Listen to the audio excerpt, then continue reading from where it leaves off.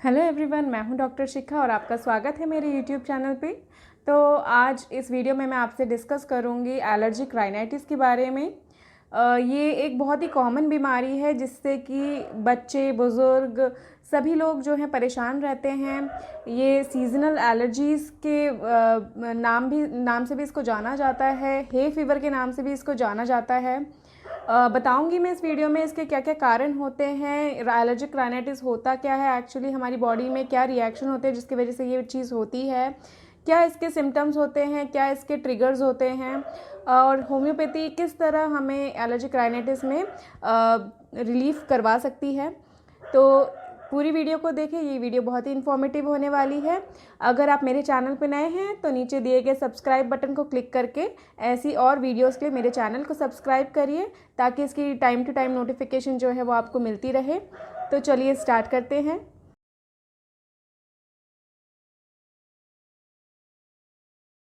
हमारी बॉडी में जब भी कोई चीज़ अंदर जाती है और अगर हमारी बॉडी की इम्यूनिटी सिस्टम को लगे कि ये चीज़ जो है फॉरेन मटेरियल जो है हमारे शरीर के लिए डैमेजिंग है, तो वो कुछ ग्रुप ऑफ सिम्टम्स प्रोड्यूस करती है हमारी बॉडी में, जिसको हम एलर्जिक राइनाइटिस के नाम से जानते हैं। ये ज़रूरी नहीं है कि आप वो ब्रीथ कर रहे हैं तभी आपको एलर्जिक राइनाइटिस जैसे सिम्टम्स जो हैं वो हो सकते हैं। अगर आप कुछ खा लें जिसके प्रति आप एलर्जिक हों, तो उस वजह से भी जो एलर्जी ये राइनाइटिस है वो हो सकता है। इसे सीजनल राइनाइटिस भी बोला जाता है, सीजनल एलर्जी के नाम से भी जाना जाता है, क्योंकि ज़्यादातर ये हर साल एक स्पेसिफिक टाइम पे इसके लोग जो है ज़्यादा शिकार होते हैं। ये टाइम होता है जब आपका स्प्रिंग और समर का सीज़न जो है वो आता है। जब अप्रैल, मई, जून ये जो 2-3 महीने होते हैं, ये कुछ स्पेसिफिक टाइम होता है इस एलर्जी के लिए, ज़्यादा होने के लिए, क्योंकि इस टाइम पे पॉलेंस जो हैं वो ज़्यादातर एयर में होते हैं जो ट्रैवल करते हैं इधर उधर, और उसके लिए हमारी बॉडी जो है वो एलर्जिक होती है, जिसकी वजह से सिम्टम्स जो हैं वो ज़्यादातर देखने को मिलते हैं। ये एलर्जी होती क्या है बेसिकली, जब भी आप कुछ अंदर फॉरेन मटेरियल लेते हैं, आप मान लीजिए कोई भी डस्ट हो, पोलन हो, कुछ भी हो, वैसे तो वो हमारी बॉडी के लिए इतना डैमेजिंग नहीं होता है, बट हमारी जो इम्यूनिटी सिस्टम होती है उसे ऐसा लगता है कि ये हमारी बॉडी के लिए डैमेज कर सकता है, तो इसलिए वो एक्टिवेट हो जाती है, जिसके वजह से जो इम्यूनोग्लोबुलिन्स होते हैं, जो हमारी बॉडी का डिफेंस मैकेनिज्म होता है, आईजी होता है, वो एक्टिवेट हो जाता है और वो रिलीज़ करता है कुछ केमिकल्स हमारी बॉडी में, जिसे हिस्टामाइन के नाम से जाना जाता है। और इन्हीं सब चीज़ों की वजह से एक ग्रुप ऑफ सिम्टम्स जो है वो देखा जाता है। इसके ट्रिगर्स की बात करें, ये ट्रिगर्स कुछ भी हो सकते हैं, जैसे कि सीजनल चेंज हो सकता है। अगर आप किसी ठंडे से गर्म जगह या फिर गर्म से ठंडे जगह पे जा रहे हैं तो ये ट्रिगर कर सकता है।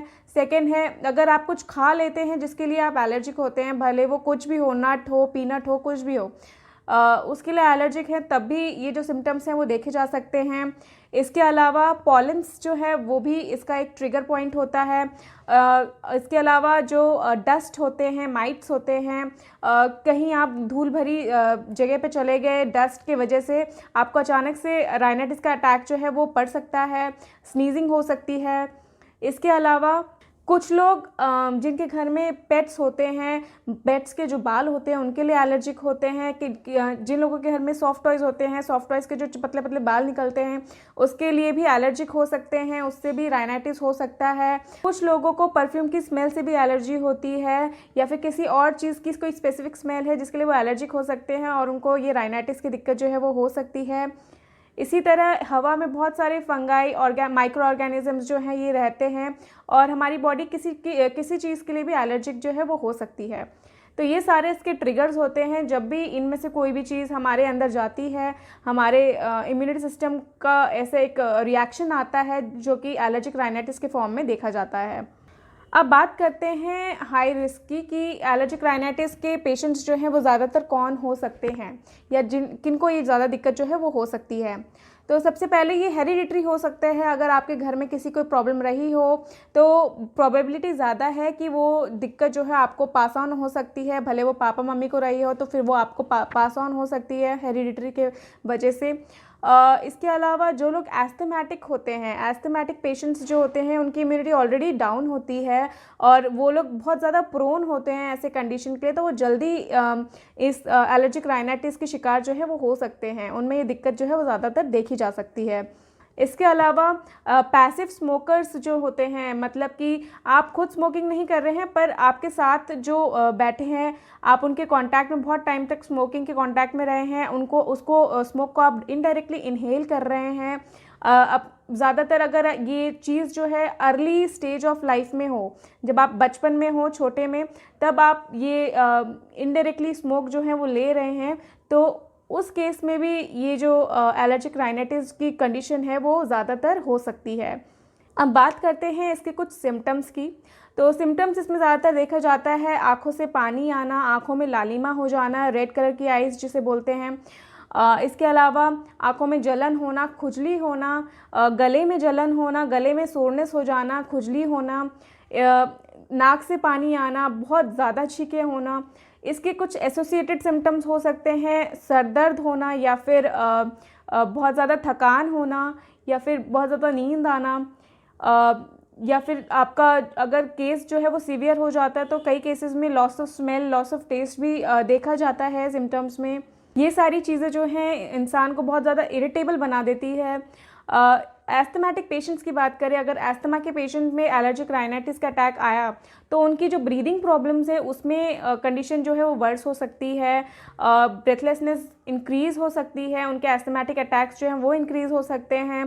साथ में अगर उनमें व्हीजिंग साउंड आती है, जो कि सांस लेते हुए बाहर छोड़ते हुए ऐसे एक आवाज़ आती है सिटी की तरह, तो वो चीज़ जो है व्हीजिंग जो है उनमें ज़्यादा हो जाती है ऐसी कंडीशन में। होम्योपैथी में ऐसी कई मेडिसिन हैं जिससे कि एलर्जिक राइनाइटिस का इलाज जो है वो हो सकता है, आपको आपके सिम्टम्स में रिलीफ मिल सकता है, केसेस क्योर हो सकते हैं। आप किसी भी पास के होम्योपैथ के पास जाके अपनी कंडीशंस जो भी है, सिम्टम्स जो भी है बता के अपने लिए स्पेसिफिक मेडिसिन जो है वो ले सकते हैं। इस वीडियो में मैं आपको 5 ऐसी कॉमन मेडिसिन बताऊंगी जो कि ज़्यादातर केसेस में जो है वो दिया जाता है। तो सबसे पहली मेडिसिन है एलियम सीपा 30। एलियम सीपा 30 जो है ये अनियन से बनती है ये मेडिसिन, और ये प्याज काटते टाइम जैसे आपके आंखों से पानी, नाक से पानी आता है, वही सिम्टम्स जो है इनके एलियम सीपा के पेशेंट्स में जो है देखे जाते हैं। इसका एक डिफरेंशिएटिंग सिम्टम ये होता है कि जो एलियम सीपा है उनकी आंखों में तो खुजली रहेगी, आंखों से पानी आएगा, उनको लाइट से फोटोफोबिया होता है, लाइट से बहुत ज़्यादा सेंसिटिव होते हैं, उनकी आंखें जो है पेन होती है लाइट में। इसके साथ जो उनका नेज़ल डिस्चार्ज होता है, कोराइज़ा जो होता है, जो निकलता है नाक से पानी जो आता है, वो बहुत ज़्यादा एक्सकोरिएटिंग होता है, एक्रिड होता है। मतलब नाक से पानी आता है तो फिर जो भी वो नेज़ल वाला एरिया होता है, नाक के आसपास का एरिया, अपर लिप जो हुआ, वहाँ पे इरिटेशन हो जाएगी, स्किन रेडिश कलर की इरिटेटेड हो जाती है। तो ये जो नाक से पानी जो आता है ये बहुत ही एक्सकोरिएटिंग होता है नेचर में। इसके अलावा इसमें जो सिम्टम देखा जाता है कि पेशेंट जो है वो जब भी किसी बंद कमरे में या वार्म रूम, गर्म रूम में जाता है तो उसको जो छींकें हैं वो स्टार्ट हो जाती हैं। गरम रूम में, बंद रूम में जो सिम्टम्स हैं वो एग्रेवेट होते हैं, और सिम्टम्स जो है वो उनको रिलीफ कब मिलता है, जब वो ओपन एयर में जाता है।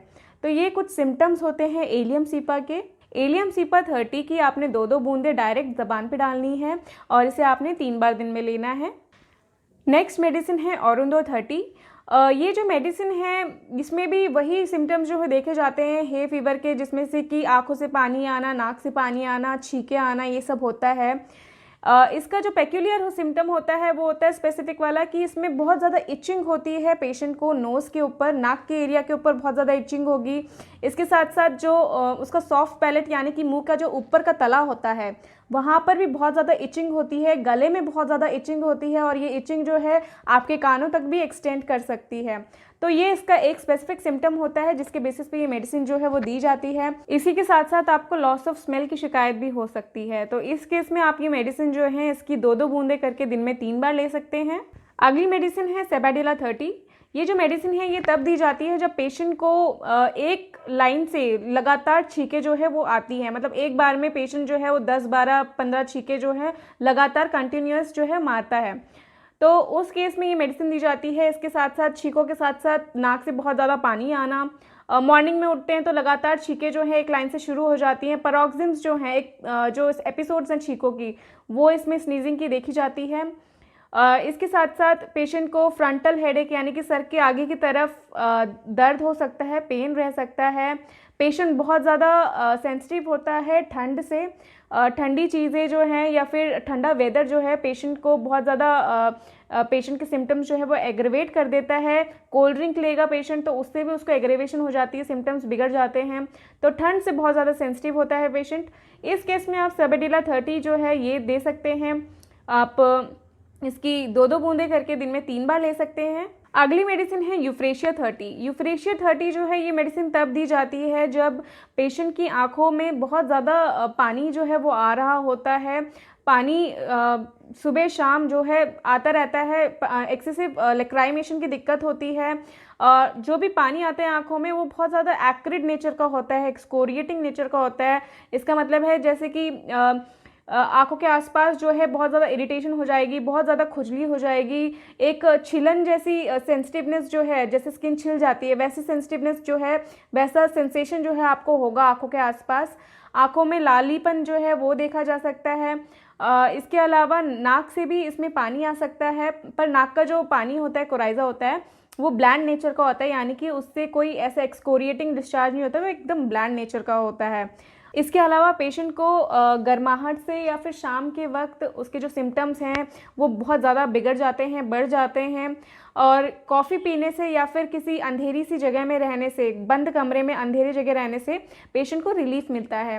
तो उस केस में आप ये मेडिसिन जो है यूफ्रेशिया 30 ये ले सकते हैं। इसलिए आपने 2-2 बूंदें करके दिन में 3 बार लेनी है। अगली मेडिसिन है नाट्रम्यूर 6X। नाट्रम्यूर 6X जो है ये इन केसेस में बहुत ज़्यादा हेल्पफुल होती है।